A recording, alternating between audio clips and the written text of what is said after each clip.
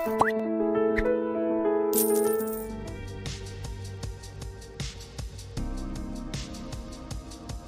water policies in India. There has been an extensive thing done over the water policies in India, right? The water policies in India is something which is not new. The basic use of water started the basic water policy in India itself. So it was in 1827 that the first policy relative to water was initiated. It was in the British India. The Indian Fisheries Act was brought in. The Fisheries Act then controlled fisheries, the activity, as well as the water bodies. So the pollution of water bodies somewhere down the track was taken apart from the Indian Fisheries Act, although the Fisheries Act did not had any direct initiative taken up to control pollution. It was just to maintain the habitability of the fisheries or those water bodies where fisheries are being taken up, or habitability was taken up.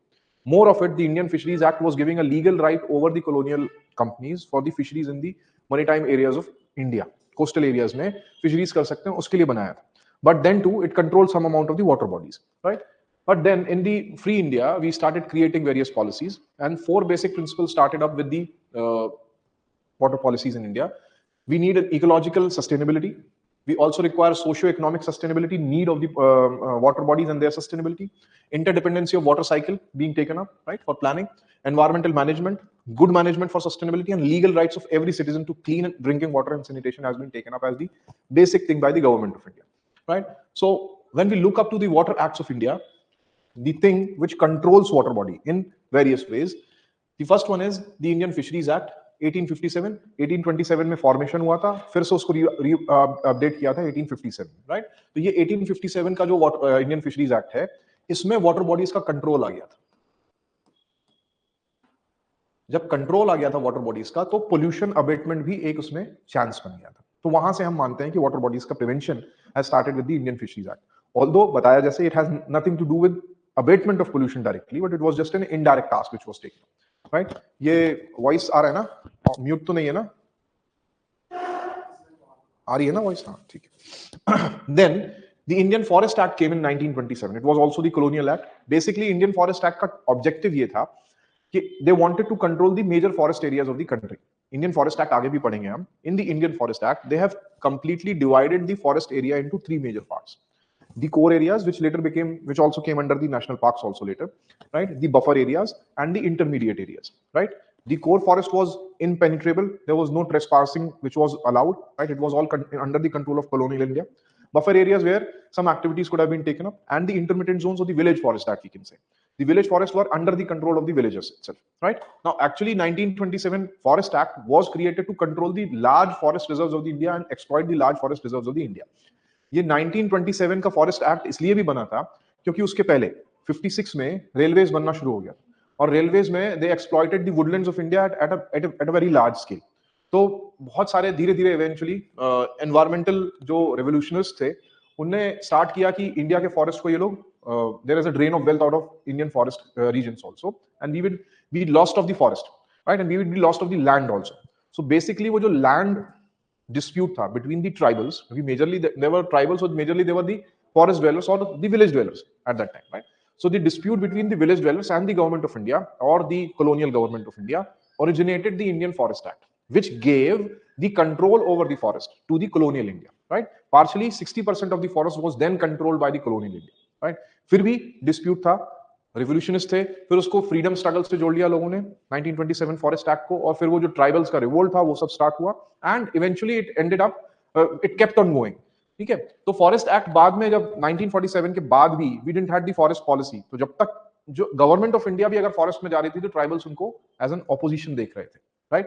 जब 1974 में wild life conservation and protection act बना, फिर forest rights act बना, forest act बना, afforestation policies बनी, then the tribal started coming up into the main stream. अभी भी 5% of the tribal community, in fact 10% of the tribal community in the country are not in the mainstream. They still control the forest, and government of India has left them as it is, right? बहुत सारे examples हैं, अंडमान में है, there are people in Odisha, there are people in Chhattisgarh also. फिर Naxals और mainstream government का एक struggle भी है, वो सब है that actually came out of the forest act. लेकिन forest act ने एक काम और किया, जो basic core areas थे, जो main forest areas थे, उसके water bodies को एक conservation का भी काम किया. So the major lakes or the river stream flowing through was conserved through this. Trespassing रुक गया, pollution रुक गया, although the pollution was not at very large scale at that time, but then too it conserved the water bodies, right? Then we came up with the Wildlife Conservation and Protection Act that also conserved the forest areas as well as the water bodies. Because under the Wildlife Conservation and Protection Act, not only the wildlife but the aquatic life was also conserved. So conservation of the aquatic life meant the conservation of habitat of the aquatic life also, and the major superficial water body. Rivers, lakes, ponds, wetlands, and the coastal areas were then conserved under this, or their habitats were then conserved. So indirectly it helped in conserving the water bodies also. But the direct emphasis on the control of pollution or conservation of the water bodies started with Water Prevention and Control of Pollution Act 1974, which was the outcome of Stockholm Convention 1972. कल भी हमने बात किया था, right? This created the CPCB and SPCB, and which later also implemented the Air Pollution and Control, Air Prevention and Control of Pollution Act of 1981, which was implemented in 1983 eventually. Under this Act, 74 Act, we also created a Cess Act, a Taxation Act also, which came up in 1976. In 1976 also we came up with the basic idea of how to control the coastal water, because तब तक एक international convention नहीं था, ठीक है? 1970s तक एक international convention नहीं था which would have defined the basic water line of any particular country. अब इंडिया है, अगर एक लार्ज पेनिनसुलर बाउंड्री है तो इसके वाटर्स का कंट्रोल इंडिया के पास कहां तक है, इसका कोई डेफिनेशन इंटरनेशनल लॉज में नहीं था और इंडियन लॉज में भी नहीं था. अब अगर कुछ भी हम मान लीजिए कोस्टल वाटर बॉडीज को प्रोटेक्ट करने के लिए करते भी हैं अंडर से wild life conservation and protection act, तो इंटरनेशनल कन्वेंशंस नहीं होने से इंटरनेशनल इंटरफेरेंसेस भी हो सकते हैं. There are movement of ships, vessels all across this. आपका जो ट्रेंच है यहां से श्रीलंका से, ठीक है, फिर चाइनीज इंटरफेरेंस हो जाता था, ठीक है, ताजा ताजा पाकिस्तान बना था, कराची से भाग के यहां पे आ जाता था. So the control of the water was not very high. तो उसको क्रिएट करने के लिए we created a national framework, right? Although इन सबसे पहले यूनाइटेड नेशंस ने इसका डिस्कशन किया था 1968 में, but they didn't come up to the basic idea कि हम इसको कैसे डिफाइन करेंगे. तब इंडिया और ऐसे बहुत सारे कंट्रीज ने अपने नेशनल लॉज को बनाया. इंडिया ने अपना नेशनल लॉ बनाया, territorial water continental shelf exclusive economic zone and the other marine zones act 1976, जिसमें it defined how up to what distances are zones would be there. अभी हम बात करेंगे इसके बारे में. हाँ, 12 नॉटिकल माइल्स तक तुम्हारा कंट्रोल है. अभी हम बात करेंगे, सारी बात करेंगे. It is up to 200 nautical miles जहां पर एक्सक्लूसिव इकोनॉमिक जोन्स आते हैं और हमारे ज्यूरिसडिक्शंस आते हैं, राइट? फिर 1980s में, इनफैक्ट 82 के बाद, इसी के बाद अनक्लॉज बनना शुरू हुआ, the law of sea, United Nations convention on law of sea, which defined the basic boundaries and territorial waters of different countries. तो ये दोनों एक्ट उसके कॉम्बिनेशन में हो गए. Then Water Prevention and Control of Pollution Act 1977, ये 76 का cess act है, टैक्सेशन के लिए बनाया. If there is pollution, then what different types of the taxation can be levied over the polluting bodies, right? Then Maritime Zones of India, Regulation of Fisheries by Foreign Vessels Act 1980s, ये भी अनक्लॉज आने के पहले बना दिया था हमने, right? अनक्लॉज आया 82, 83 में, ये इसके पहले हमने बना दिया था. We controlled fisheries by the foreign vessels in our territorial water according to these two. तो इससे क्या हुआ? इससे सिर्फ फिशरीज कंट्रोल नहीं हुई, इनफैक्ट हमारे वाटर बॉडीज भी कंट्रोल, कोस्टल लाइन कंट्रोल हुई, कोस्टल वाटर कंट्रोल हुआ, पोल्यूशन कंट्रोल हुआ. Because inordinate fishing foreign vessel से अगर होगा भी, मान लो कोई चाइनीज शिप है इंडिया के वाटर्स में आके करने लगेगा, तो वो अपने राइट्स को प्रोटेक्ट करेगा instead of protecting the rights of ecology over here और द हैबिटेट ओवर हियर. वो डिस्ट्रक्ट भी कर सकते हैं हैबिटेट को. कहीं ऐसा हो कि एक आए और यहाँ पे अपना वेसल पार्क करे और कोरल रीफ्स को ब्रेक डाउन करके चला जाए just for the sake of fisheries, क्योंकि ये तो बहुत हाई फिशरीज जोन है, ठीक है? तो ऐसा अगर होगा तो उसको कंट्रोल करने के लिए we created the regulation and the fishing by foreign vessels act 1980, which then control the coastal line और the coastal water also, right? Then we also came up with the forest conservation act 1980. ये 27 के बाद India में पहला forest act था. Wild life conservation protection act आया, फिर forest conservation act आया और एनवायरमेंट प्रोटेक्शन एक्ट आया 1986 में. 86 में इससे ईपीसीए बना, एनवायरमेंट कंजर्वेशन प्रोटेक्शन एजेंसी बनी, अथॉरिटी बनी, जिसने implemented the basic policies also और implement which became the governing body also, authority also for implementation of से एयर एक्ट और से water act and abatement of the pollution. So एक hand बना हम through these two, which is Environment Protection Act and the Forest Conservation Act. Forest Conservation Act, although there was no direct emphasis on abatement of pollution, but the emphasis was on the conservation of water bodies, right? जितने भी forest और forest areas के water bodies हैं उनके conservation में direct emphasis किसका रहा? Forest conservation act, because it was otherwise controlling the habitat of the forest areas और otherwise controlling the habitats of the forest dwellers, right? That may be animals, that may be tribals also, right? फिर इसके बाद बना coastal zone regulation notification. This controlled the developmental activity in the coastal area. This has been updated many a times. Recently, it has been updated in 2020 also, right? तो इसके बारे में detail में पढ़ेंगे. Coastal zone regulation क्या है? There are 4 major coastal zones which are being identified: go areas, no go areas, development areas, non-development areas, where development and up to what line development can take place or human activities can take place. This is all defined by coastal zone regulation, which otherwise then in turn manages the coastline of the country, which in turn protects the coastal waters also, right? फिर wild life protection and amendment act आया, wild life conservation and protection act, जिसमें water bodies के conservation को और emphasis दिया गया, right. Then we have the national conservation strategy and policy, statement of environment and development came in 1992, जो was the outcome of the climate change policies बन रहे थे उसके साथ, and the national macro level strategy for biodiversity, and later the biodiversity act of 2002 also controlled this thing, right. तो इससे बना basic conservation of the water body. Yes, which agency? It is under the Environment Conservation and Protection Act, which is under the Ministry of Environment and Forest. CPCB एक arm है under the Ministry of Environment and Forest, right? Which is established under the Water Act of 1974. तो CPCB का अपना एक role है। क्या role है? Technical guideline बनाओ, सेफगार्डिंग करो, आइडेंटिफाई करो कहीं पोल्यूशन हो रहा है कि नहीं, और एसपीसीबी को बताओ कि अगर पोल्यूशन हो रहा है तो उसको रोकना है। ईपीसीए क्या है? एक अम्ब्रेला बॉडी बन जाती है जो पोल्यूशन के अबेटमेंट को भी देखती है, इकोलॉजिकल कंजर्वेशन को भी देखती है, वाइल्ड लाइफ कंजर्वेशन में भी कहीं पे एम्फेसिस कर सकती है। तो एक अम्ब्रेला बॉडी बन जाती है EPCA, not only for abatement of pollution but also for conservation of the ecological activities also, right. तो EPCA has a broader perspective, right. तो कहीं ना कहीं ईपीसीए सीपीसीबीज और एसपीसीबीज को एम्फसाइज कर सकते हैं कि you should work upon this. CPCB and SPCB are not under the direct control of EPCA. EPCA सिर्फ एक डायरेक्टिव दे सकता है फॉर प्रोटेक्टिंग समथिंग, कि कहीं पोल्यूशन हो रहा है तो you should look upon this, ये डायरेक्टिव्स आ सकते हैं EPCA, but CPCB direct control नहीं करेगा, राइट। CPCB एक EPCA एक अम्ब्रेला बॉडी है, it has many other functions also, right. But CPCB का मेजर रोल क्या है? पोल्यूशन का abetment. Which agency looks upon the abatement of pollution or reduction of pollutants in India is CPCB, central pollution control board, and the arms of the state pollution control board. उसके बाद district committees बनती हैं, district magistrate के पास या DM के पास powers होते हैं to safeguard the environmental condition in that particular area, right. फिर उसके बाद एनवायरमेंटल एजेंसीज, जो डिस्ट्रिक्ट मजिस्ट्रेट है वो अपनी डिस्ट्रिक्ट कमिटीज बना सकता है, ठीक है। डिस्ट्रिक्ट कमिटीज में उस डिस्ट्रिक्ट के जितने ग्राम सभा, नगर पंचायत या नगर पालिकाज हैं, उनके मेंबर्स चूज होकर आ सकते हैं, which will help in conservation of biodiversity, protection of the environmental conditions and ecological conditions also, ठीक है। वो डायरेक्टली आपको डायरेक्टिव्स यहां नहीं मिलते, कहां पे? डिस्ट्रिक्ट मजिस्ट्रेट, और उसके काम को डायरेक्टली एम्फसाइज करने के लिए हमने बनाया बायोडायवर्सिटी एक्ट ऑफ 2002, ठीक है। क्योंकि वाटर एक्ट या एयर एक्ट में तो हम स्टेट लेवल तक चले गए, ठीक है। अब स्टेट गवर्नमेंट क्या डिस्ट्रिक्ट्स में डायरेक्ट एम्फेसिस कर सकता है? तो वो पावर्स वेस्ट कर दिया हमने किसमें? डीएम को। लेकिन डीएम जब फंक्शन करने जाता था तो ग्राम सभा और ग्राम पंचायत उसका अपोज कर देते थे। अब मान लो कहीं माइनिंग हो रही है, इलीगल माइनिंग हो रही है, ठीक है। एसपीसीबी क्या बोलेगा?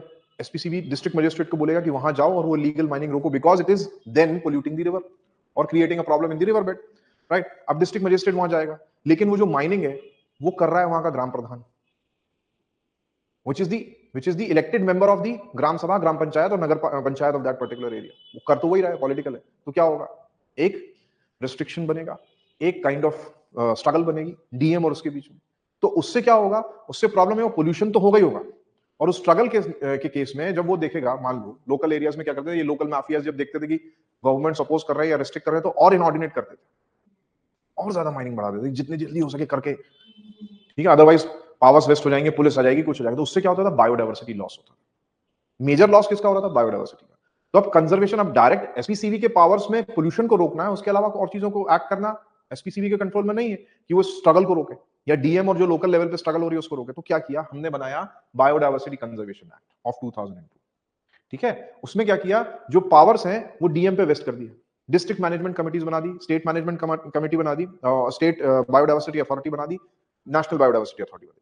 नेशनल बायोडायवर्सिटी अथॉरिटी सिर्फ सुपरवाइजरी रोल करती है, state biodiversity authority implementation role करती है, और जो इंप्लीमेंटेशन आर्म है उसका वो है डिस्ट्रिक्ट बायोडायवर्सिटी मैनेजमेंट कमेटी। अब डिस्ट्रिक्ट बायोडायवर्सिटी मैनेजमेंट कमेटी के पावर्स वेस्ट कर दिए डीएम में, और डीएम से बोला तुम अपने साथ 13 लोगों का एक कमेटी बनाओ, ग्रुप बनाओ। वो ग्रुप कहां से आना चाहिए? वो ग्रुप आना चाहिए ग्राम पंचायत, ग्राम सभा, नगर पालिका के इलेक्टेड मेंबर्स, वहां से जो आपके नॉमिनेटेड मेंबर्स होंगे वो, plus the forest conservator of that particular area, plus the district police head, ये सब मिलके बनाओ। तो अब क्या है रिस्पॉन्सिबिलिटी? अगर ग्राम सभा के लेवल पे भी अगर कोई डिसबैलेंस हो रहा है, बायोडायवर्सिटी लॉस हो रहा है, विच इन टर्न इज पोल्यूशन कहीं क्रिएट हो रहा है, तो वो कंट्रोल हो जाता है। तो अब हमने इनडायरेक्टली बायोडायवर्सिटी कंजर्वेशन के साथ साथ क्या कर लिया? बायोडायवर्सिटी कंजर्वेशन के साथ हमने वाइल्ड लाइफ कंजर्वेशन कर लिया, हमने इकोलॉजिकल कंजर्वेशन कर लिया। जब इकोलॉजिकल कंजर्वेशन कर लिया तो जो एनवायरमेंटल पोल्यूशन का अबेटमेंट है वो इनडायरेक्टली कंपेल हो गया, राइट। तो अभी ऑल्दो एसपीसीबीज डिस्ट्रिक्ट लेवल पे जाकर के डायरेक्टली इंप्लीमेंट करें, पॉसिबिलिटी स्ट्रगल के ज्यादा होते हैं, लेकिन जब बायोडायवर्सिटी कंजर्वेशन एक्ट या बायोडायवर्सिटी एक्ट के थ्रू जाते हैं तो कंजर्वेशन हो जाता है। So there are multiple arms over there, right. अभी तो वाटर एंड एयर पोल्यूशन होगी। उसका लॉजिक ही वही है कि एयर क्वालिटी स्टैंडर्ड्स को बनाओ, वाटर क्वालिटी स्टैंडर्ड्स को बनाओ, उसको ऑब्जर्व करो, उसको मॉनिटर करो, कहीं पोल्यूशन हो रहा हो तो उसको रोको। तो सीपीसीबी डायरेक्ट एम्फसाइज कर सकता है, सीपीसीबी डायरेक्ट गाइडलाइंस दे सकता है, सीपीसीबी डायरेक्टली उसको रिस्ट्रिक्ट कर सकता है। अगर वहां पर डिस्क्रिशन पावर्स होंगे कि उसको रिस्ट्रिक्ट कर सकता है, माइनिंग को टर्मिनेट कर सकता है, अदरवाइज सीपीसीबी जाके एनजीटी में रिपोर्ट कर सकता है। तो एनजीटी एक गाइडलाइन दे सकता है स्टेट्स को that you should immediately terminate the mining over there. ठीक है, ये पावर सीपीसीबी में वेस्टेड है। तो then we created the basic act. अब basic conservation के लिए हमारे पास what policy we have Water Prevention and Control of Pollution Act of 1974 which creates water preservation and control of pollution rules are being created in 75 which created guidelines, measures, safety guidelines, and then respective to different pollutants, all those which we have seen, nitrates, phosphates, sulfates, arsenic, cadmium, mercury, or other heavier metals, hazardous waste material, organic waste material, the permissible guidelines are being given to that. Apart from that, what are the total dissolved solutes, TSS, of the water? What are the total suspended solutes, right? TDS and TSS. This is also been constantly monitored by Central Pollution Control Board under this act. And if there are the TDS, TSS or other pollutants are higher in quantity, then they look up to the major root cause of that and then terminate the root cause of it, right? Under this act, which is Control of Pollution Act or the Water Act. Then under this, the Cess Act was also created in 1977, which created levies and taxes for any particular activity which is then leading towards pollution of water bodies or the major water channels also, right? Then for groundwater modeling or groundwater control, we also created model bill to regulate control and development management of the groundwater, although it just became a model bill only. The provisions are still not vested over here, right? Then effluent standards were brought in under Environment Protection Act of 1986. The effluent standards of the industries which they are then emitting into the water bodies. Those standards were also set under this and implemented under this by Central Pollution Control Board, right? So Water Prevention and Control of Pollution Act, if we look up to, this is an act which was created in 1974, and it provides for the levy and collection of access to water consumed by persons carrying certain industries by local authority with a view to augment the resources of central board and the state boards for the prevention and control of pollution, right? One thing. Second, it established the Central Pollution Control Board and the State Pollution Control Board. Two bodies were created, Central Board and the State Board. The basic functions of the Central Board, if we look up to, Central Board shall promote cleanliness of the streams, wells in different areas of the states, right? Advise central government on any matter concerning to prevention and control of water pollution, and lay down standards for the stream and the wells as well, right? All the water body, what should be the standard of the pollutants or the substances which are being dissolved, right? Over here, TDS, which is total dissolved solutes, TSS, which are total suspended solutes, right? What remains suspended in water, what remains dissolved in water. This is being checked under TDS, various different parameters, all different pollutants, nitrates, sulfates, arsenic, mercury, uranium, right? All of these, they are being taken up, which then defines the TDS also, right? And then the TDS lines also, right? According to what is the total number of salts dissolved in water, defines the overall usage of water also. The water which is preferable to be suitable for drinking must have a TDS between 50 to 150 micrograms per 100 liters per 100 ml, right? TDS को हम μg per 100 ml of water में define करते हैं. So drinking water purposes के लिए any water which is 50 to 150 micrograms is thought to be is thought to be suitable. Then treated water, the one which is given through tap, right, can have a TDS between 150 to 250, which is also thought to be suitable for uses. Any water which has a TDS between 300 to 400 μg per 100 ml is thought to be hard water. This water is not taken up as suitable for domestic purposes or suitable for agriculture, other purposes, industrial purposes, etc. Anything which has TDS more than 400 μg per 100 ml is thought to be non-suitable for human uses, right? Achha. Any water which is being gained from glaciers, mountain streams, etc. always has TDS near 50 or less than 50. Less or equal to 50 is mountain or glacial water. 50 to 150 is suitable for drinking. 150 to 250 is what you get from tap, right? 300 to 400 is what you have from, say, underground or from other sources, which is hard water, can be used for domestic purposes, not for drinking, right? And then more than 400 is non-suitable. But ideally, major cases में, urban areas में, जो underground water उसका TDS more than 600 भी हो जाता है कई बार, right? Then too it is being used. Right, पर मानते नहीं, 400 से ऊपर हम सुटेबल फॉर यूजेस नहीं मानते, राइट, ये चाहो तो लिख सकते हो।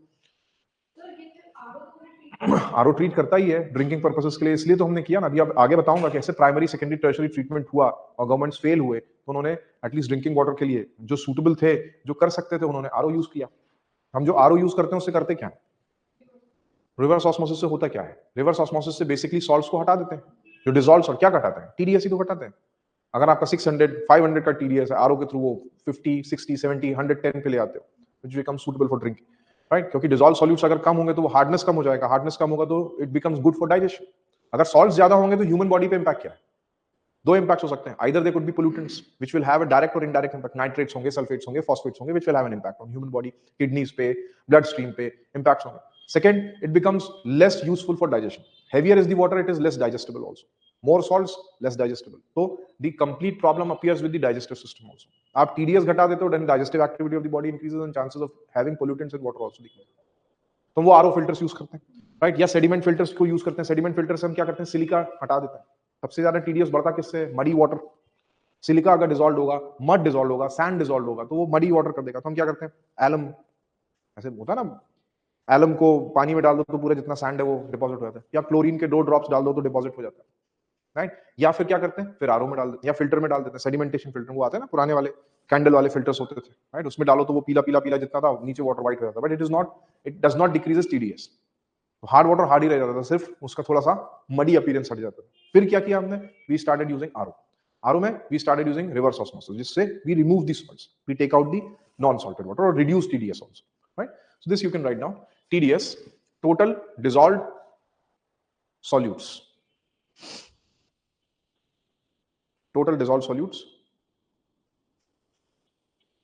are the number of or the amount of salts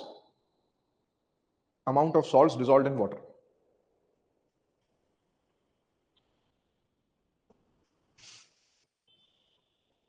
Parameter mu g per 100 ml of water, mu g per 100 ml of water, right? Then TDS 0 to 50, TDS 0 to 50 glacial water,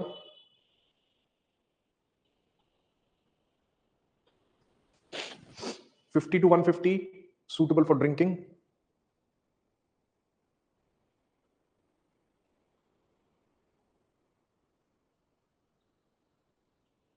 120 to 250 tap water,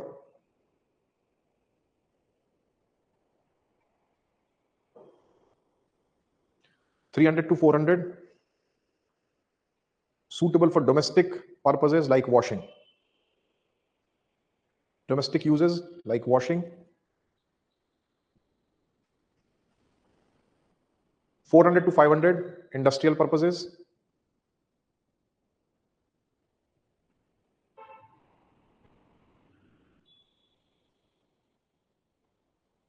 more than 500 non-suitable for uses.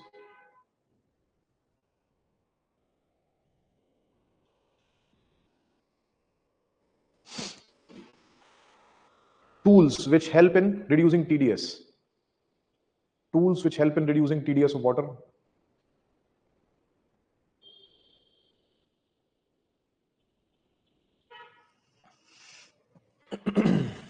Number 1, use of copper sulfate, soda bicarbonate,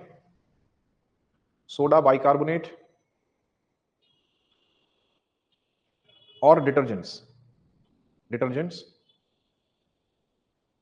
helps in reducing hardness of water. जब हम detergent को mix करते हैं water में तो उसकी hardness कम हो जाती है, so it become suitable for washing, helps in reducing hardness of water. जितना ज्यादा हार्ड वाटर होगा उतना ज्यादा डिटर्जेंट लगेगा, राइट। अदरवाइज हम सोडा बाइकार्बोनेट को ऐड कर सकते हैं, एफर्वेसेंट होता है, उससे भी हमारे जो सल्फेट्स होते हैं, सल्फेट्स और फॉस्फेट से ही हार्डनेस होती है वाटर में, राइट।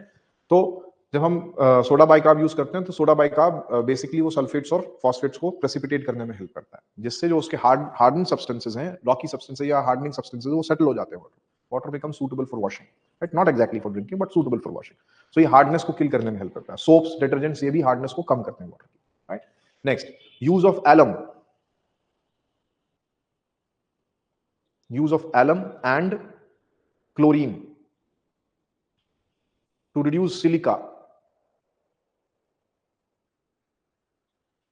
and TSS. ये TDS के अलावा TSS टोटल सस्पेंडेड सॉल्यूट्स को भी रिड्यूस करता है, and TSS total suspended solutes.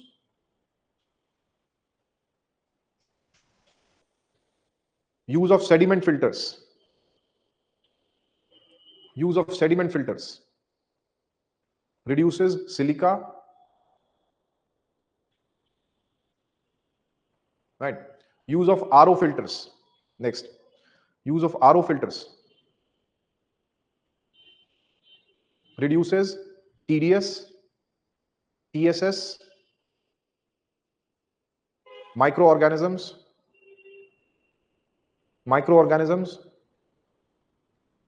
etc. ठीक है. अब इसमें एक बार क्वेश्चन ऐसा भी पूछा है that when you add say chlorine drops or you add bleaching powder in water, why bleaching powder or chlorine drops are added, or what is the use of ozonation of the water?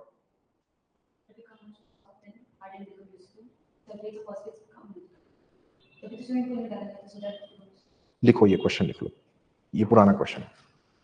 bleaching powder, chlorine drops or ozonation of water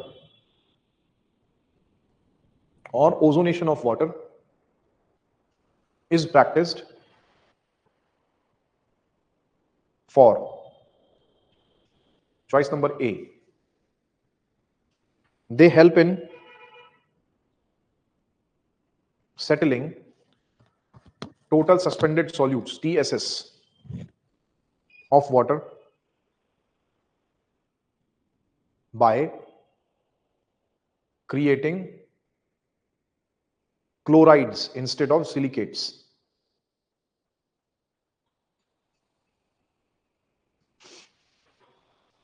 Second, they help in settling phosphates and sulfates.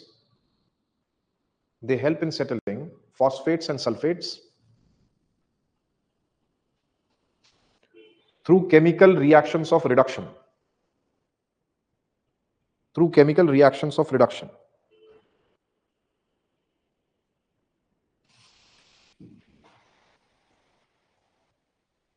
Third, they help in reducing the load of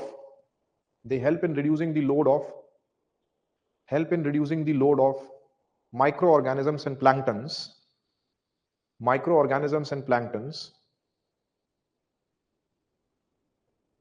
by formation of nascent oxygen.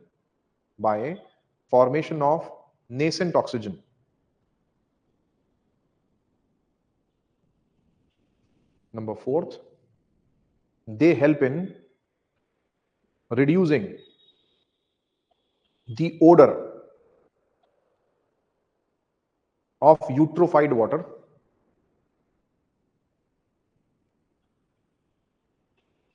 by reducing the organic matter.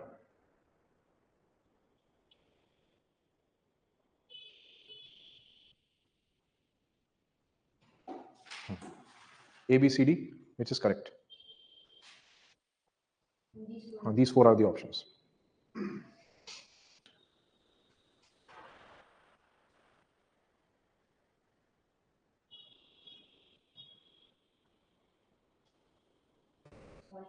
All four लग रहे हैं ना? A. Satsang? All answers are correct. Priyanshu? Hem Pooja? And the third one is? Lekha. Answers? Answer A from Hem Pooja.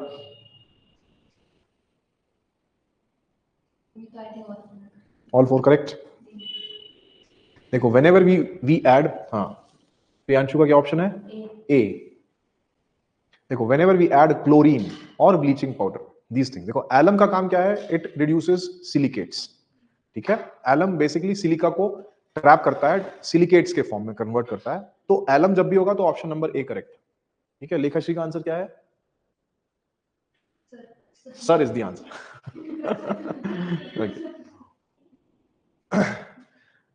Whenever we add alum, it leads to formation of silicates. But when we add chlorine or bleaching powder or such type of the thing, or even ozone, it always creates oxidation of microorganisms. ठीक है, chlorine add करो, bleaching powder add करो, ozonation करो water का, it will always help in reducing the microbial load. तो choice number C is correct for this, because it creates nascent oxygen. जैसे ही आप ब्लीचिंग पाउडर को वाटर में डिसॉल्व करते हो, एक बबल आता है वाटर में, या क्लोरीन ड्रॉप्स को भी ऐड करोगे तो एक बबल आता है वाटर। वो बबल क्या है? नेसेंट ऑक्सीजन का formation. As more amount of nascent oxygen is created. अब ये ऑक्सीजन नहीं है, O2 नहीं है, O है। ठीक है, ओजोन वाला नहीं है, ये O है। देखो, ये O है मतलब नेसेंट ऑक्सीजन, O2 मतलब मॉलिक्यूलर ऑक्सीजन, O3 मतलब ओजोन। तो ये जब ऐड करोगे तो फॉर्मेशन किसका होगा? इसका। और ये बहुत फास्ट ऑक्सीडाइजिंग एजेंट होता है। It can oxidize even the microbial organisms और द लिविंग ऑर्गेनिजम्स आल्सो। ठीक है, तो this will not be used in respiration. In fact ये क्या होगा? ये इमीडिएटली माइक्रोबियल लोड को किल कर देगा। Right, so it helps in killing this, right, formation of nascent oxygen.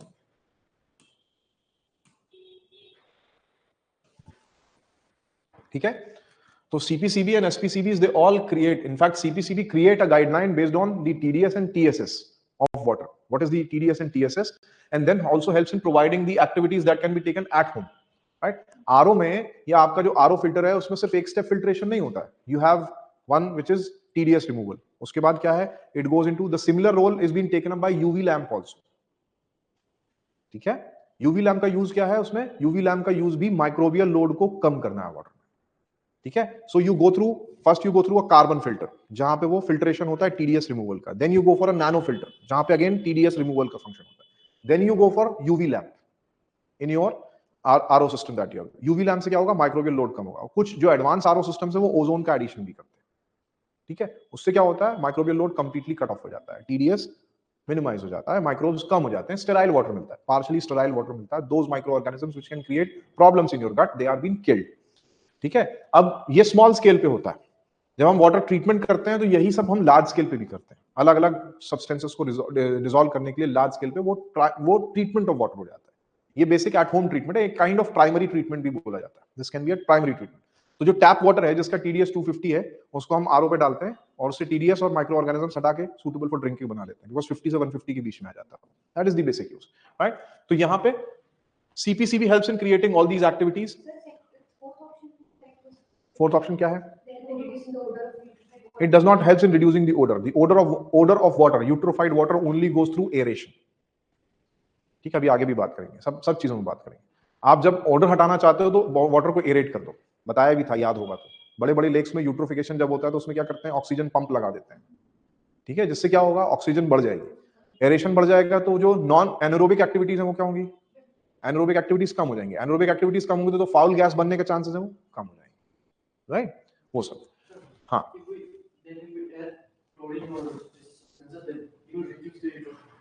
हाँ, it can reduce the eutrophication, but then too it would not, open systems में if it is in control system it is good, but in open systems में for how long it will reduce the eutrophication, that is also a question.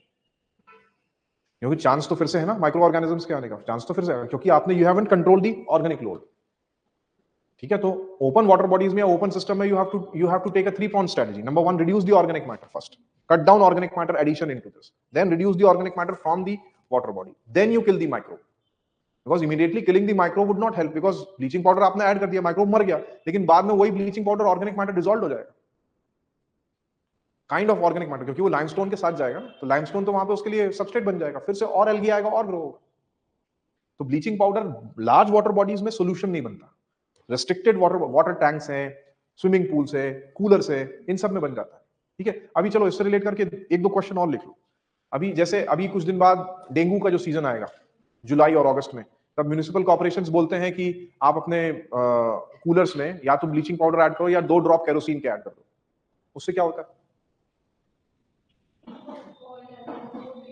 हाँ, exactly, अगर coolers के ऊपर या restricted water tanks के ऊपर एक oil की लेयर आ जाएगी, तो बेसिकली जो मॉस्किटो लार्वा है, it is a plankton, not exactly a neuston, it is a plankton. ये प्लैंक्टन और न्यूस्टॉन में डिफरेंस क्या होता है?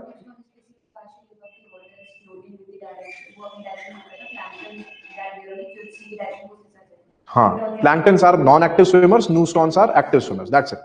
तो जो मॉस्किटो लार्वा है, it is actually a zooplankton, not a phytoplankton. Plankton दोनों हो सकते हैं, फाइटो और जू। इट इज अ जू plankton, it remains floating over water. जब आप केरोसिन ड्रॉपलेट्स को ऐड करते हो वाटर्स में या वाटर बॉडीज में, तो क्या होता है, वो केरोसिन ऊपर आ जाता है, which reduces the surface tension of water. अब सरफेस टेंशन ऑफ वाटर क्या है? वाटर एज सच अपने एक प्रेजेंस से एक प्रेशर बनाता है, ठीक है? वो प्रेशर किसी भी एक बॉडी को होल्ड कर सकता है। तो जिस पॉइंट तक वो उसको होल्ड कर सकता है, वो उसका सरफेस टेंशन होता है। जब तक कोई भी ऑब्जेक्ट वाटर के जो मॉलिक्यूल्स हैं, जब वाटर एक जगह पर स्टेबल होगा, तो वाटर के, इसको ऐसे समझो कि वाटर के मॉलिक्यूल्स ऊपर की तरफ एक प्रेशर लगाएंगे, ठीक है? अब कोई भी ऑब्जेक्ट अगर इस प्रेशर के बराबर होगा, तो वो ऑब्जेक्ट इस पे क्या होगा? सरफेस पे रहेगा। अगर ऑब्जेक्ट इससे हैवी होगा, तो ऑब्जेक्ट इसमें डाउनवर्ड चला जाएगा, राइट? ये काइंड ऑफ बायंसी भी होती है, ठीक है? काइंड ऑफ बायंसी भी होती है। इस प्रेशर को हम वाटर का सरफेस टेंशन बोल देते हैं। अगर वाटर का सरफेस टेंशन हाई होगा, तो ऑब्जेक्ट्स इस पे फ्लोट करेंगे। वाटर का सरफेस टेंशन लो होगा, तो ऑब्जेक्ट्स इसमें सिंक कर जाएंगे, ठीक है? डिटर्जेंट्स डिसॉल्व करने से, केरोसिन डालने से, ये सारी चीजें डालने से वाटर का जो सरफेस टेंशन है वो क्या होता है? कम हो जाता है, ठीक है? जिससे ऑब्जेक्ट्स यहां पर सिंक कर जाते हैं बेसिकली। तो हम जब डिटर्जेंट्स डालते हैं, तो वाटर का सरफेस टेंशन कम होता है और मॉस्किटो सिंक कर जाता है। जब ऑयल डालते हैं, तो ऑयल इसके ऊपर एक लेयर बना लेता है, तो मॉस्किटो का जो लार्वा है वो इसके बाहर पेनिट्रेट ही नहीं कर पाता है, क्योंकि उसको रेस्पायर करने के लिए एयर तो चाहिए। उसकी एयर कट डाउन हो जाती है, मर जाता है केरोसिन लगाने से।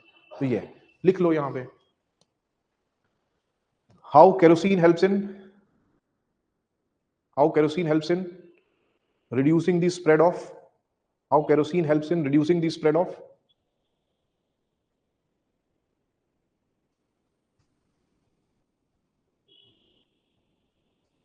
malaria and dengue।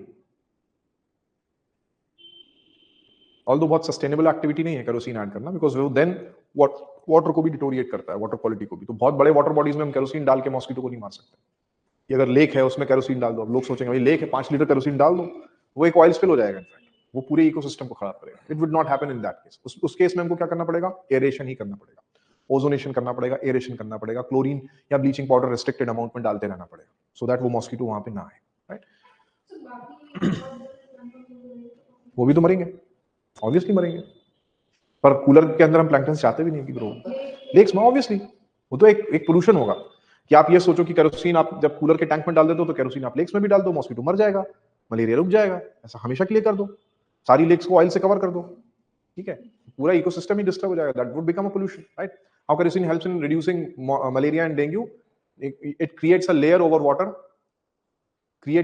water, and mosquito larva sinks under the layer. Mosquito larva sinks under the layer, cannot breathe and die.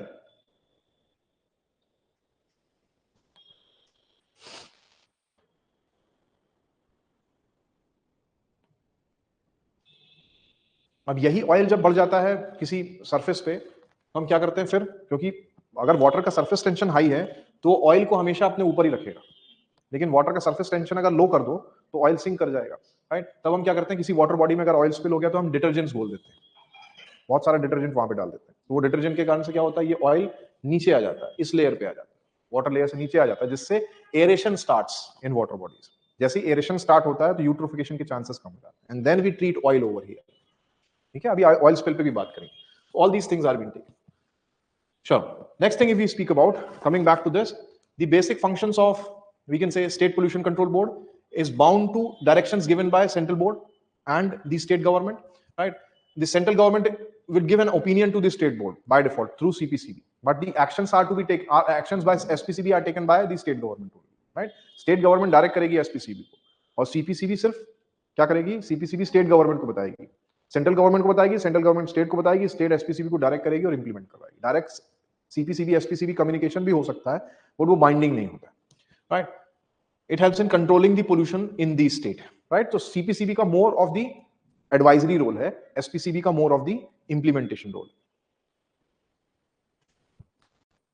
Then, Water Prevention and Control of Pollution Act has also levied upon certain penalties as well, right? Under this act, there are major sections in which under the section 19 of the act, the state governments are being provided powers to restrict the application for any activity which can then lead to pollution. कहीं कोई industry हो रही है, उसने permission मांगी और उस industry से ऐसा पोल्यूशन निकलेगा कि रिवर स्ट्रीम खराब हो जाएगा, तो वो under section 19 of the act, which act, water act of 74, SPCB उसको मना कर सकती है, स्टेट गवर्नमेंट मना कर सकती है. Power to obtain information also, ठीक है, state governments can obtain information from any industry, from any individual also regarding any activity which is suspicious for pollution, right? Then it also gives power to take samples of effluents and procedures to be followed under connection with that. It can analyze samples from any stream, right? That power is also being given under section 21. Reports and results of analysis are also to be published by SPCB. That power is given by section 22. Important over here is section 25. For any activity which is currently being taken up and that activity requires another effluent, जैसे एक industry है, वो एक emission निकाल रही है और उसने अपना एक्सपेंशन कर लिया, उसने बोला कि यहां से भी एमिशन हमको करना है, हमको नए डिस्चार्ज का एक परमिशन दे दो, तो that restriction can be made under section 25. अब ये इंपॉर्टेंट क्यों है अभी बताता हूं. These two, and prohibition of use of stream or well for the disposal of polluting matter under section 24 can also be taken up. ये 24 और 25 important है, राइट? फिर इसके बाद under section 41 penalties can also be imposed under the act itself, 1974. Right? Penalties like 3 months or 10,000 or both can be taken up in case of pollution. Right? Section 20B and C के अंदर under 32, 33, 32 and 33, which defines the basic activity of pollution itself. Right? 1.5 years to 6 years capital punishment, and under section 41, 2 to 7 years for failure of any compliance or continued activity of pollution itself. Right? Other penalties are also being given. Penalty for certain acts, 3 months to 10,000. Right? Penalty for contravention and provision of section 24. Section 24 क्या बोलता है? अगर prohibition किया है और आपने वहां पर dispose कर दिया, right? Then there could be a penalty which can be levied upon, right? Under section 26, that means आपको restrict कर दिया हमने नया disposal करने से और आपने फिर भी disposal किया. Then in that case 2 years to 6 year fine, right? Enhanced penalty after previous conviction. Already आप convicted हो, उसके बाद भी फिर आप वही activity कर रहे हो, तो 1 to 6 years of the penalties or the capital punishment is being given. अभी इसमें there are certain amendments which are being made specifically. अभी 4 दिन पहले ही water prevention and control of pollution act amendment 2024 आया है, जिसमें ये वाला जो है, which is under section 20 B and C for any minor crime. तो थोड़ा बहुत आपने कूड़ा फेंक दिया, ठीक है, अभी क्या है, एसपीसीबी के पास आप कूड़ा फेंक दिया और एसपीसीबी के पास इतने पावर्स हैं कि अगर आपको कूड़ा फेंकते हुए देख लिया और उसने प्रूव कर दिया कि आप वाटर बॉडी में कूड़ा फेंक रहे हो और वो केस गंगा का है, गंगा में गए कूड़ा फेंक के आ गए और एसपीसीबी की सटक गई आपके ऊपर कि अब इसको तो बताना है, वो क्या कर सकता है, आपको 3 months की कैपिटल पनिशमेंट तक करवा सकता है फॉर दैट एक्ट. अब अभी तक, ठीक है, after this amendment for any minor act of pollution this capital punishment is now been subsided and this capital punishment is gone, and this punishment of 10,000 is now increased to 15,000, and it is 15,000 to 15 lakh depending upon how heinous is that activity, right? That amendment is now being made under 24, right? Important है, इसे section 24 25 important है क्योंकि amendment यहां पे लिया है, ठीक है, इस पे ज्यादा अमेंडमेंट्स लिए हैं अभी, इसलिए बाकी जनरल आइडिया होना चाहिए क्या क्या हो सकता है अगर ऐसा बोले अंडर वाटर एक्ट, क्योंकि ये करंट अफेयर्स में है, ठीक है, तो ये पूछ सकता है under the water control and water prevention and control of pollution act SPCB can, ठीक है, और चॉइसेस दे दिए, तो एटलीस्ट एक रफ आइडिया होना चाहिए, राइट? अभी मैं बता रहा हूं, अभी हम क्वेश्चन लिखेंगे, टेंशन नहीं लो इस पे, क्योंकि ये करंट अफेयर्स में है तो इसमें मैं थोड़ा सा एम्फेसिस भी कर रहा हूं. Reports of the analyst can also be provided by sections 54, and local authorities will help in assisting the collection of the samples and then providing the reports under section 55. Other important sections where compulsory acquisition of the land for the state board activities can also be done by 56. Returns and reports, bar of jurisdiction. What is the jurisdiction of State Pollution Control Board has also been defined under section 58. Protection of action taken under good faith, 59, and overriding the effects, any form of the effect if it is creating, and the state has the power to override that also, right? Under section 60, right? The amendments which have been made recently for any activity, which is amendment of 2024, decriminalization of the minor offenses, right? Up where punishment up to 3 months is being given, that is now been amended, and it is now 10,000 to 15 lakh rupees, right? And the amount of penalty imposed to be credited to the Environment Protection Fund established under Environment Section 16 of Environment Protection Act of 1986, right? ये अभी 2012 में बना है Environment Protection Fund, although ये पहले था पर फिर बाद में डिसकंटिन्यू, अब फिर से बना. For any activity of pollution, मान लो जैसे बताया ना कि गंगा जी में जाके आपने कचरा फेंक दिया और एसपीसीबी उसी समय पे मतलब वो कर रहे थे पेट्रोलिंग कर रहे थे, आप पकड़ गए, तो आप 10,000 रुपए की पेनल्टी आप पे लगा दी, तो they will you have to give it, that would be submitted into the environment protection fund. Other things that have been taken under this act और amendment, the manner of nomination of the chairman of the state pollution control board, right? अभी तक the chairman of the state pollution control board was directly nominated by the state government. Now there would be a consultation of CPCB also. ठीक है, कई बार क्या करते थे state governments, अपने किसी इंपॉर्टेंट आदमी को बिठा दिया, पॉलिटिकल इंक्लाइंड पोस्ट है ये, अब वो कई बार क्या करते थे, मान लो स्टेट गवर्नमेंट ने अपने एक आदमी को बिठा दिया ए, ये पॉलिटिकल आदमी है, अब गवर्नमेंट में कोई एक ऐसा मिनिस्टर है जिसको किसी एक जगह पे अपना एक प्लांट लगाना है, तो ये से बोलेगा कि आप थोड़ा सा देख लेना, राइट? अब ये वहां ज्यादा होता था जो non central party ruled states थे, ठीक है? एग्जाम्पल दिल्ली और महाराष्ट्र नहीं लो, चलो बिहार ले लो, ऐसे स्टेट्स में ज्यादा होता था, तो सीपीसीबी को ज्यादा प्रॉब्लम्स देखने पड़ते थे। फिर एक कॉन्ट्रडिक्शन होता था सेंटर स्टेट, राइट? तो अब क्या किया, उसको बोला कि अगर ए का एस्टैब्लिशमेंट होगा तो तभी होगा जब सीपीसीबी का एक परमिशन मिल जाएगा या सीपीसीबी की एक रूलिंग होगी कि ए पॉलिटिकली लिंक तो नहीं है, किस रीजन से आ रहा है, कैसे आ रहा है, ये सब बताना पड़ेगा आपको सेंटर, राइट? तो state governments can not play upon this. Apart from this, central government may exempt certain categories of the industrial plants under section 25. क्या था section 25? Restriction on new discharges. अगर कोई ऐसे plants है, specifically plants which may be handicraft industries, plants which are being categorized under non-polluting industries, इसमें अगर नया discharge बनाना या cottage industry है या ऐसे हैं जो hazardous waste material को produce नहीं करते हैं, new discharges can be created for them, right? Central government may also issue guidelines for the matter relating to grant, refusal or cancellation of consent by any state board for the establishment of any industry. अभी तक क्या था, कोई industry लगानी है, state board के पास जाओ, permission letter लेके आ जाओ, सेंटर को इंडिकेट कर दो, दैट्स इट। अब अगर सेंटर को लगता है, दैट सीपीसीबी को लगता है कि कोई पर्टिकुलर एक्टिविटी किसी एक पर्टिकुलर एरिया में पोल्यूशन क्रिएट कर सकती है, लेकिन स्टेट बोर्ड उसको चाहता है कि ये लग जाए वहां।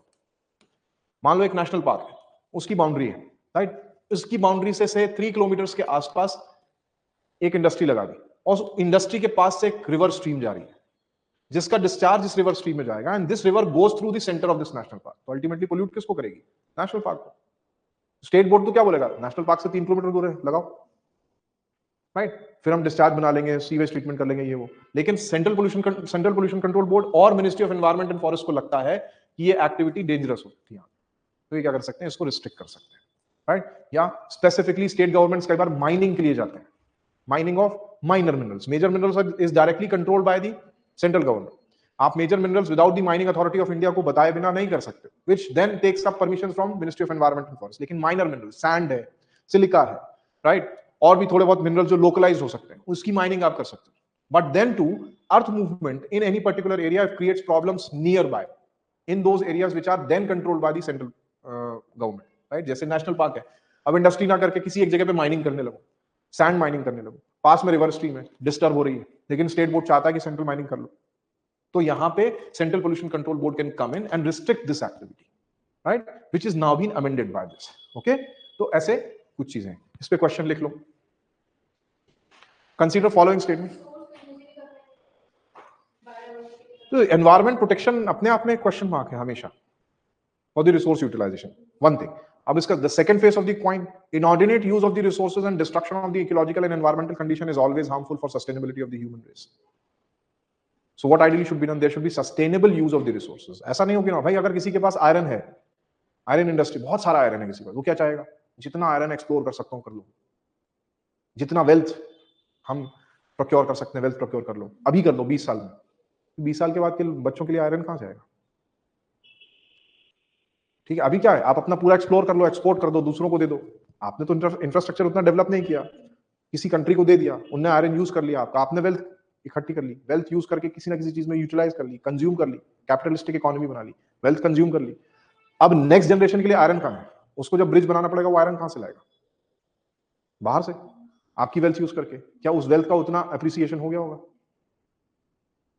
सिंपल लॉजिक है। तो सस्टेनेबिलिटी का मींस क्या है? जितना आपको अभी जरूरी है अपना यूज करो, आगे के लिए भी तो छोड़ो, क्योंकि उस वेल्थ का, उस रिसोर्स का एक कॉस्ट तो इंक्रीज ही होने वाला, इन्फ्लेशन तो रहेगा रिसोर्स की कॉस्टिंग पे। तो आपके पास अगर रिसोर्स है, use it in a wise manner, right? Example being Europe देख लो, अमेरिका देख लो, उन्होंने अपने सारे नेचुरल रिसोर्सेज को एक्सप्लॉइट कर लिया, यूटिलाइज कर लिया, कैपिटलिस्टिक इकोनॉमी बना ली, कंज्यूमरिस्टिक इकोनॉमी बना ली। फिर एक पॉइंट के बाद क्या हुआ उस इकोनॉमी का?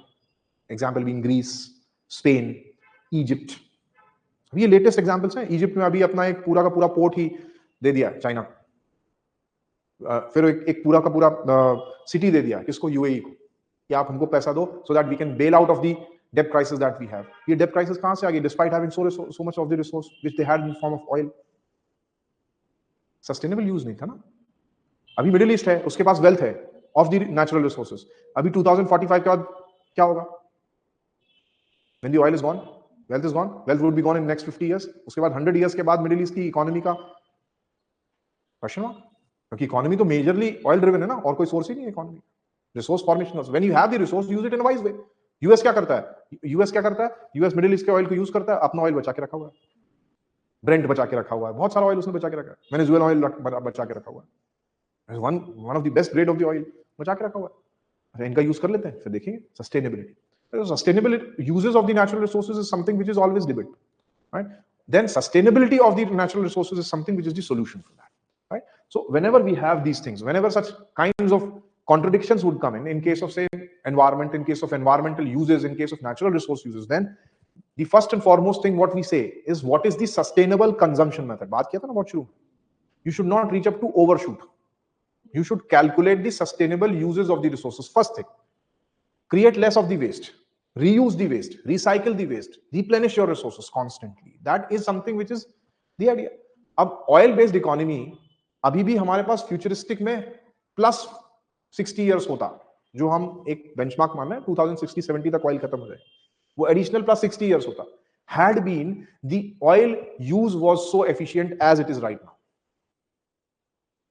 अगर आप अपनी कार से 1 लीटर पेट्रोल से सिर्फ 2 ही किलोमीटर चल रहे हो और आपने अभी अपने 1 लीटर पेट्रोल से 20 किलोमीटर चलना शुरू कर दिया, तो आपने ऑयल ज्यादा कंज्यूम किया है ना, सस्टेनेबिलिटी नहीं है ना। टेक्नोलॉजिकल इंप्रूवमेंट से सस्टेनेबिलिटी क्या हुई? इंप्रूव हो गई। तो जो ऑयल आपने अभी खत्म कर लिया है वो इनफैक्ट अगर सस्टेनेबल टेक्नोलॉजी होती, एफिशिएंट यूजेस होते, तो ऑयल अनदर 50 years चल जाता, right? So the overshoot or the sustainability of the resources can only be brought in by sustainable consumption. That is meant by sustainable. We have produced more amount of the waste and created less amount of the energy out of the resources that we have. We are lacking with the technology also, we are lacking with the plan of consumption. हमको oil मिला, हमने consume करना शुरू कर दिया। Research देते ना, हमको क्लोरोफ्लोरोकार्बन मिला, हमने यूज करना शुरू कर दिया, रिसर्च किया ही नहीं, सोचा ही नहीं कि ओजोन लेयर को डिप्लीट कर देगा। ऐसे कितनी एक्टिविटीज हैं जो ग्लोबल प्रॉब्लम बन गया, उसको तो हमने क्रिटिसाइज कर दिया, लेकिन ऐसे बहुत सी एक्टिविटीज हैं जो प्रॉब्लम बने हुए हैं। मिथाइल आइसोसाइनाइड आपने बनाया पेस्टिसाइड बनाने के लिए, लेकिन कभी ये नहीं सोचा कि उस इंडस्ट्री की सस्टेनेबिलिटी नहीं होगी, उसके चेकिंग्स नहीं होंगे, तो रिलीज हो जाएगी और 100 150 200 लोग मर जाएंगे। Bhopal gas tragedy, right? तो हाँ, अभी एमपी में फिर से हुआ, वो खैर वो फायर क्रैकर है, right? So these are the basic unsustainable consumption of the resources. The sustainable consumption of the resource, जब आप सस्टेनेबल डेवलपमेंट की बात करते हो तो सस्टेनेबल डेवलपमेंट गोल्स की बात करते हो। Goal number 12 is sustainable consumption. That is the most uttermost important thing. You consume the resource, but you consume it in an efficient way. Why we have created a pile up of the waste? Because the use was unsustainable. ठीक है ना?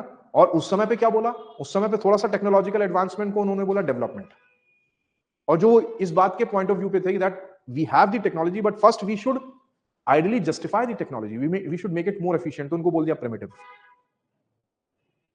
Basic east and west debate ये चल रहा है, चलता रहेगा, problem solve नहीं होगी, right? So you can write down questions over here. Consider following statements regarding State Pollution Control Board.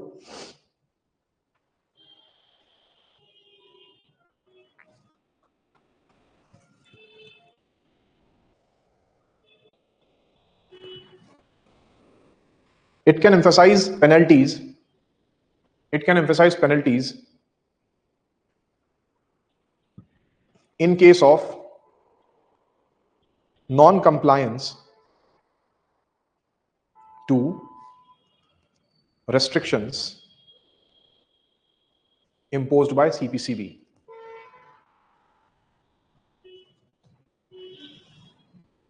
Statement number 2, any act of non-compliance to guidelines, any act of non-compliance to guidelines of CPCB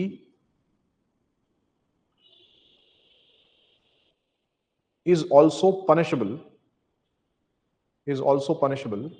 with capital punishment,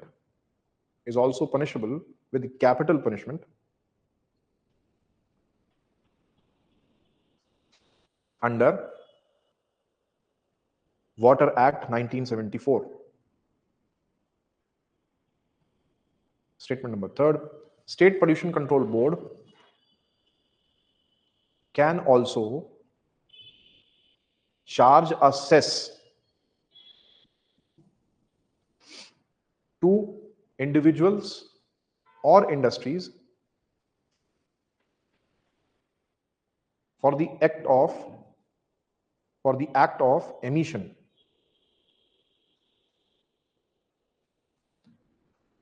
Statement number 4, State Pollution Control Board, SPCB, can create its own directives to regulate pollution in any area.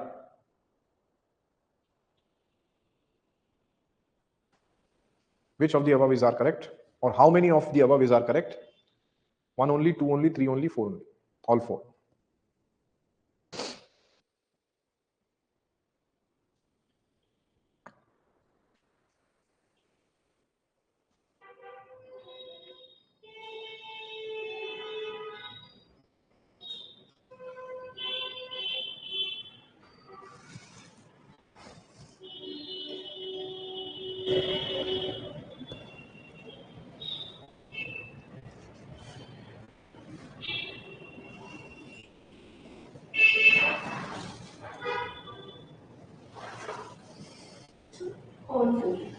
All 4.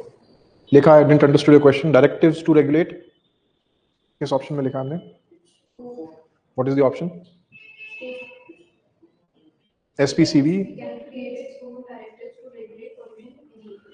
regulate pollution in any area. Right? First is correct. Right? State Pollution Control Board can create directives to regulate pollution in any area. Statement number 1 is correct, right? It can levy the charges. Statement number 2 is also correct. The capital punishment is there according to section 41, 20, 32, 41, etc. Right? Then penalties are also being levied upon. Statement number 3 is also correct. A cess is also being taken up under the Water Act 77, Cess Act 1977, and then statement number 4 is also correct. It can create its own directives to regulate any activity of pollution. All 4 of them are correct, right? ऐसे questions बन सकते हैं. अभी और questions हम लोग paper में भी करेंगे, राइट? सो इसको थोड़ा सा ध्यान में रखें.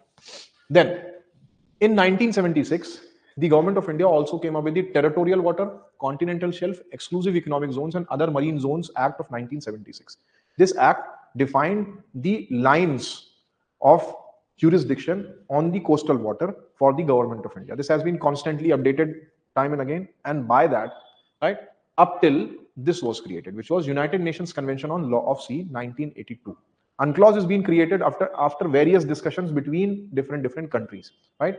UNCLOS 1 was non useful. In fact, 3 बार इसके parties meet किया, right?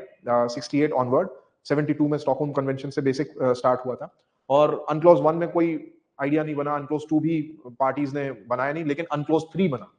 ठीक है, UNCLOS 3 1979 में बना, जहां पे पार्टीज ने डिस्कस किया और एक कॉमन आइडिया बनाया. And by 1982 UNCLOS, United Nations Convention on Law of Sea, was created, which became the legal framework for marine and maritime activities in the coastal area. Right? It has basically divided the coastal water into 5 major zones. The first one is internal water. Right? This is the landward side. Everything is under the control of the coastal country itself. Right? No one can claim over that water also. Right?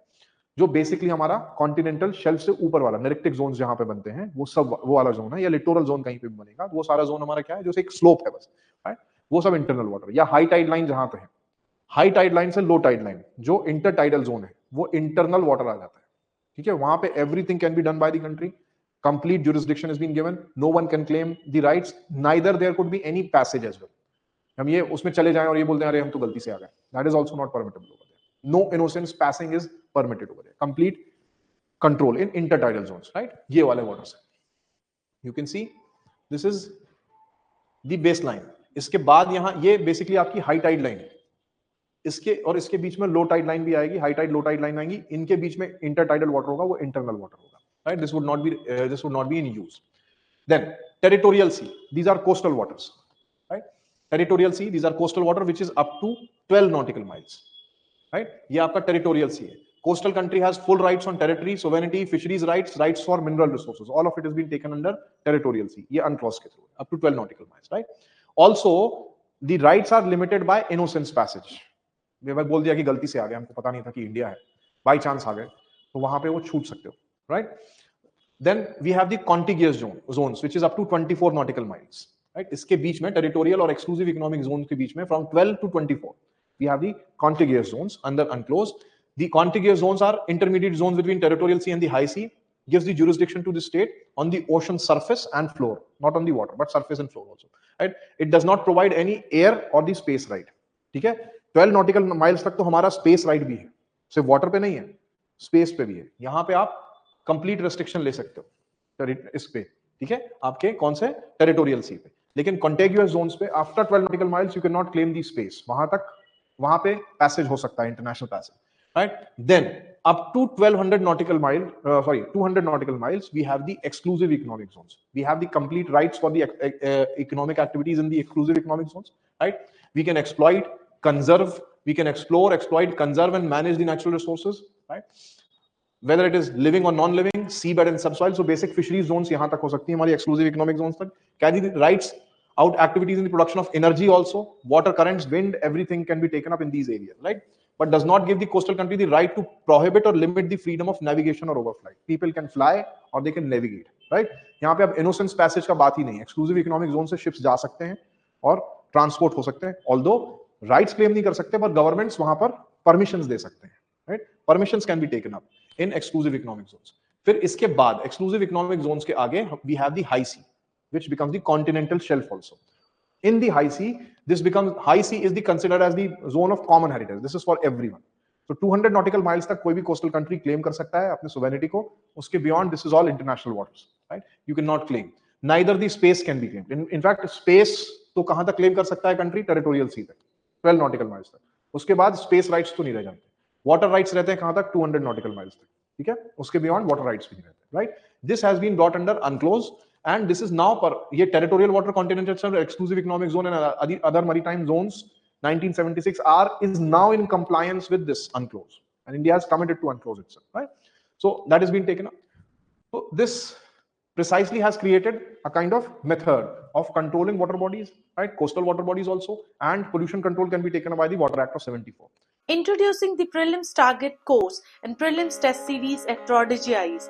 Designed for UPSC Prelims 2026, this comprehensive program offers in-depth classes on history, geography, science and tech, environment, polity and governance, and economy. Stay updated with current affairs and sharpen your skills with our Prelims Test Series consisting of 50 full-length tests covering all subjects along with CSAT. Join Prodigy IAS and stay ahead.